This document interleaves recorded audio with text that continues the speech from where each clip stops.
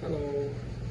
If your pepper plants look beautiful right now with thick stems, dark green leaves, and dozens of flowers but almost no peppers are forming, then there's a good chance you are making the same mistake that thousands of gardeners make every summer. I see it every year. A person walks through the garden proud of their pepper plants because the bushes look strong, healthy, and powerful. The leaves are large, the color is deep green, and the plants seem full of life. But then July arrives, and there are still very few peppers hanging on those bushes. Flowers appear and disappear. Some fall off completely.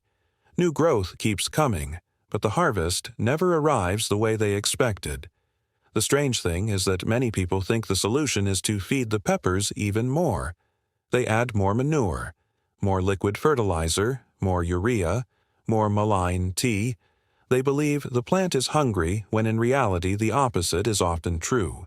The pepper is being overfed and the main culprit is usually nitrogen. I learned this lesson many years ago after ruining some of my best pepper plants. At first I thought I was doing everything right. The bushes looked incredible. Neighbors even complimented them. But when harvest season came, there was very little fruit.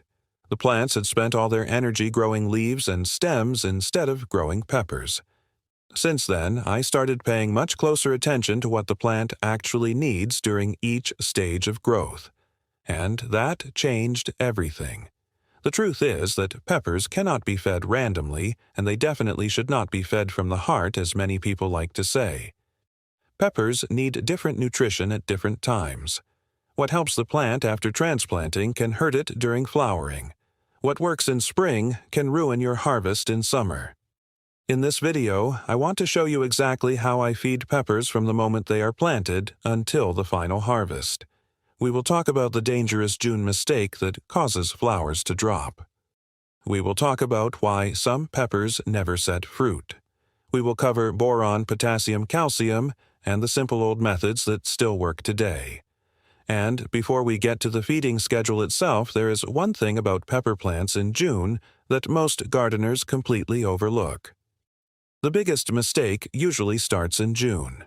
This is the month when pepper plants begin to flower actively and prepare for the most important part of the season. The problem is that many gardeners keep feeding them exactly the same way they did in spring. They continue pouring manure tea under the roots. They keep using nitrogen fertilizers because the plants seem to like them.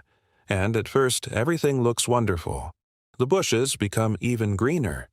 New shoots appear everywhere. The leaves grow larger and larger. But inside the plant, a completely different process is happening. Instead of focusing on fruit production, the pepper starts focusing on growth. It decides that making more leaves is more important than setting peppers. This is what gardeners often call a fattening plant. The bush looks impressive, but the harvest suffers. I have seen pepper plants taller than my waist, covered with dark leaves and dozens of flowers, but carrying only a handful of fruits. People look at those plants and think they are healthy. In reality, the plant is out of balance. Too much nitrogen pushes the pepper in the wrong direction at exactly the wrong time. This is why I always say that beautiful leaves do not guarantee a good harvest. During flowering and fruit set, the pepper must gradually move away from nitrogen and start receiving other nutrients. Many people do not realize this, and they keep feeding the plant as if it were still growing roots and stems. Then they wonder why flowers fall off. Sometimes the flowers simply dry up and drop. Other times, tiny fruits appear and then stop developing. The gardener blames the weather or the variety, while the real reason is often sitting in the fertilizer bucket. A lot of older gardeners taught me one simple rule many years ago.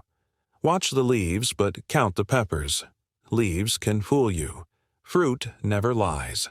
If the bush is huge and the harvest is small, something is wrong. That is why the feeding schedule matters so much. Every stage has its own purpose. After transplanting, the roots need support. Later, the whole plant needs balanced nutrition. Then comes the critical flowering period when boron, phosphorus, and potassium become much more important. And this is exactly where many harvests are either saved or lost. Before I explain what the pepper needs right after planting and how I feed it during the first important weeks, There is one simple sign on the leaves that can tell you whether your plant is heading toward a great harvest or toward disappointment. Now, let me show you how I look at pepper feeding from the very beginning, because this is where the entire season is decided. When a pepper plant is first transplanted into the garden, it has one main job. It is not trying to produce flowers yet. It is not trying to grow peppers. Its first goal is to build roots. A strong root system is what supports everything that comes later. Many gardeners immediately start feeding heavily because they want fast growth. I understand the temptation. We all want to see results quickly. But at this stage, the plant needs a calm start.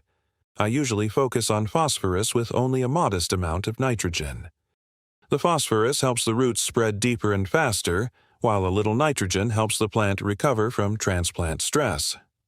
Nothing excessive. This is one of those moments where more fertilizer does not mean better results. In fact, too much feeding early can create problems that follow the plant all season. After the roots become established and the plant begins active growth, I switch to a balanced feeding approach. This is the period when the bush is building its framework. New leaves appear, branches develop. The plant gathers strength for flowering. During this stage, a balanced fertilizer works well because the pepper needs several nutrients at the same time. Most people do not make mistakes here. The real problems usually begin later when the first flower buds start appearing. This is where I start watching the plant much more carefully. Many gardeners continue feeding exactly as before without noticing that the pepper's priorities have changed. Once buds appear, the plant is preparing for reproduction. It is preparing to create fruit. At this point, I begin reducing nitrogen and paying more attention to phosphorus and potassium. This small adjustment is something many people overlook. Years ago, an older gardener showed me a simple way to think about it. He said that roots build the factory. Leaves power the factory. But fruit is the paycheck. If all your energy goes into building the factory forever, then the paycheck never arrives. That lesson stayed with me because it explains pepper growing perfectly. A healthy pepper plant should gradually shift its energy toward flowers and fruit. If it keeps pushing endless green growth during early summer, then something is usually out of balance. And when flowering begins, there is one nutrient that very few gardeners talk about enough, even though it can dramatically affect fruit set. Many beautiful flowers disappear simply because this one element is missing at exactly the wrong moment. This brings us to the stage where pepper plants either begin filling with fruit or start disappointing their owners. Flowering looks simple from the outside. You see white flowers opening every day and you assume peppers are coming. But experienced gardeners know that flowers alone mean very little. The real question is whether those flowers turn into fruit. And this is where boron becomes extremely important. Many people spend money on all kinds of fertilizers but completely forget about boron. Then they cannot understand why flowers keep falling off. I learned this lesson after one frustrating season when my plants looked healthy but the fruit set was poor. An old gardener in our area asked me one question. He said, "Have you given them boron during flowering?" At the time, I had not. Since then, I always remember that advice. During active flowering, peppers need phosphorus, potassium, and a small amount of boron. These nutrients help the plant hold flowers and form strong fruit. Without enough, boron pollination becomes less effective, and many flowers simply drop. You may walk into the garden one morning and find dozens of flowers on the ground. Most people immediately blame the weather. Sometimes weather plays a role, of course, but often nutrition is the hidden reason. The good news is that correcting this problem is usually simple and inexpensive. A light boron spray during flowering can make a noticeable difference. The key is not to overdo it. More is not better. Peppers respond well to small amounts applied at the right moment. This is one of those old methods that many experienced gardeners still use because it works. At the same time, potassium becomes increasingly important. Potassium helps the plant move energy into fruit development. It supports stronger fruit walls and healthier growth. This is why I often tell people that flowering season is not the time for heavy manure applications. It is the time to support fruit formation. If you continue feeding large amounts of nitrogen now, the plant receives mixed signals. Instead of focusing on peppers, it keeps investing in leaves and stems. Another important habit that few people practice is alternating root feeding with foliar feeding. Sometimes the roots deliver nutrients best. Other times, a gentle foliar spray helps the plant respond faster. But there are rules. Always spray during the cooler parts of the day. Never spray under hot direct sun because leaf damage can happen quickly. And always use warm water rather than cold water from a well or hose. These small details seem unimportant until you see how much healthier the plants become.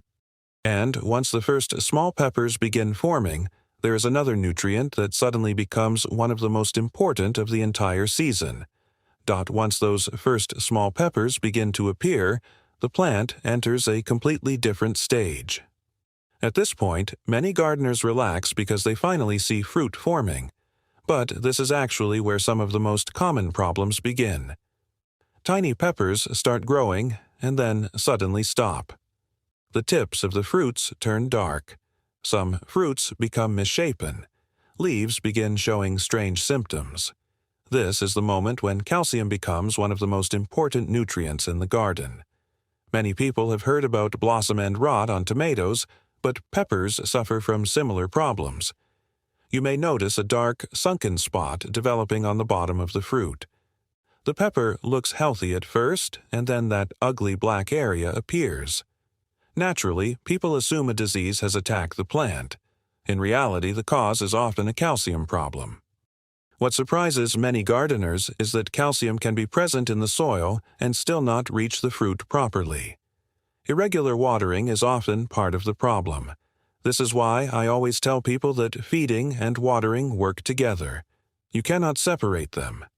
During fruiting, I focus on potassium and calcium while keeping nitrogen low. Potassium helps the peppers become thicker, heavier, and more productive. Calcium supports healthy fruit development. Together, they help create those large, thick-walled peppers that everyone wants. One old method that many gardeners still use is wood ash. When used carefully, it can provide valuable potassium. It is inexpensive and often completely free. I know gardeners who save ash all winter specifically for summer feeding. Another popular remedy is banana peel infusions. They are often used as a source of potassium. I view them as a helpful supplement rather than a complete feeding program, but many people like using them. Then there are yeast solutions. These have been passed from gardener to gardener for decades. Used properly, they can stimulate soil activity and support plant growth. The important thing is not to treat any homemade remedy as magic. No single product can replace proper nutrition at the correct stage. I also get many questions about iodine and ammonia solutions. Some gardeners swear by them. Others avoid them completely. My approach is simple. Use caution. Do not assume that if a little helps, then a lot must be better. Peppers respond best to balance rather than extremes. And throughout the entire season, I keep watching the leaves because they often reveal problems before the fruits do. Yellowing leaves, purple shades, poor growth, or strange discoloration can all tell a story if you know what to look for.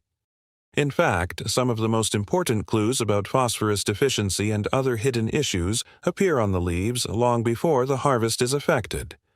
One thing I learned after many seasons is that pepper plants usually tell you exactly what they need if you take the time to look at them.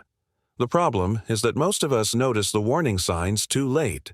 We see poor harvests in August and start looking for answers then.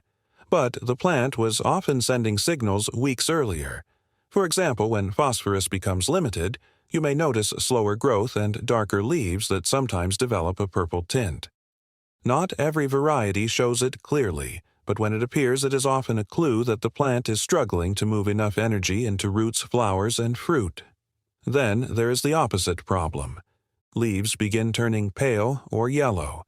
many people instantly reach for nitrogen because yellow leaves are often associated with hunger. Sometimes that works. But during flowering and fruiting, you have to be careful. Adding large amounts of nitrogen at that stage can create a bigger problem than the one you were trying to solve. The plant greens up beautifully, but fruit production slows down. That is why I always recommend looking at the entire plant instead of reacting to a single symptom. Ask yourself a few questions. Is the plant growing rapidly? Are flowers falling? Are fruits forming? Are new leaves healthy? The answers usually point you in the right direction. Another rule that has helped me for years is feeding only on moist soil. This sounds simple, but many gardeners skip it. They apply fertilizer to dry soil during hot weather, and the roots suffer. I always water first if the ground is dry and then feed later. The plant absorbs nutrients more evenly, and the risk of damage is much lower. Warm water also matters more than people think. Peppers are heat-loving plants. Ice-cold water can stress them, especially during active growth. I prefer water that has warmed naturally in a barrel or container. It is a small detail, but peppers appreciate it. I also alternate between root applications and foliar sprays depending on the situation. Foliar feeding can help quickly when a deficiency is developing. Root feeding provides longer-lasting support.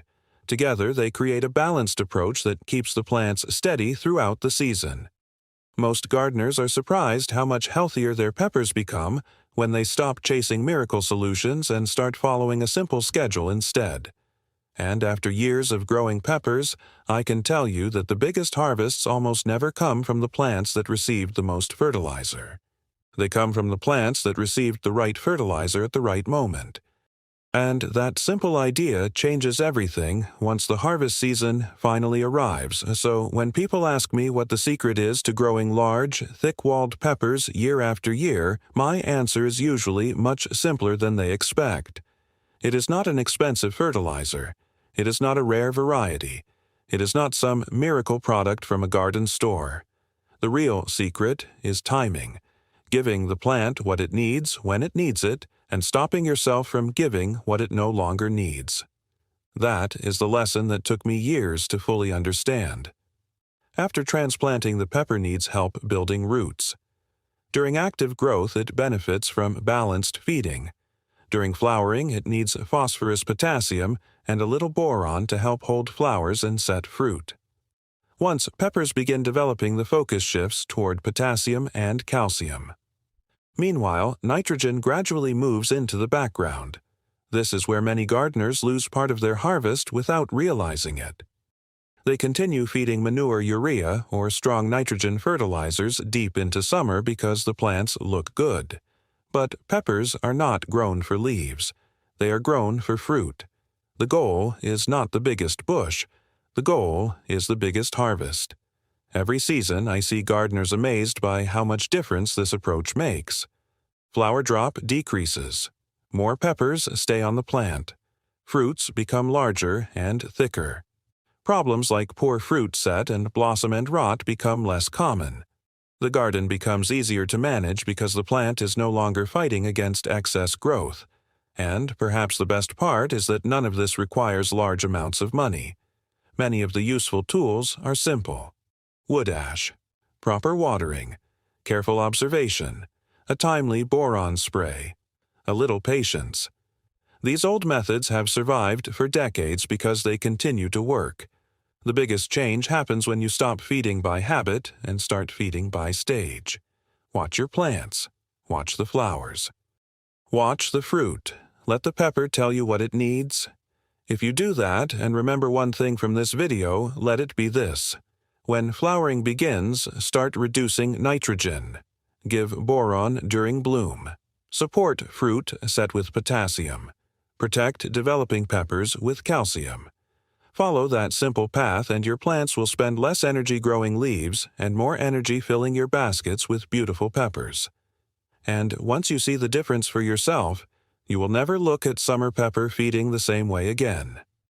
In the next video, I want to show you another common mistake that quietly reduces pepper harvests even when feeding is done correctly, and most gardeners never notice it until it is too late. Bye.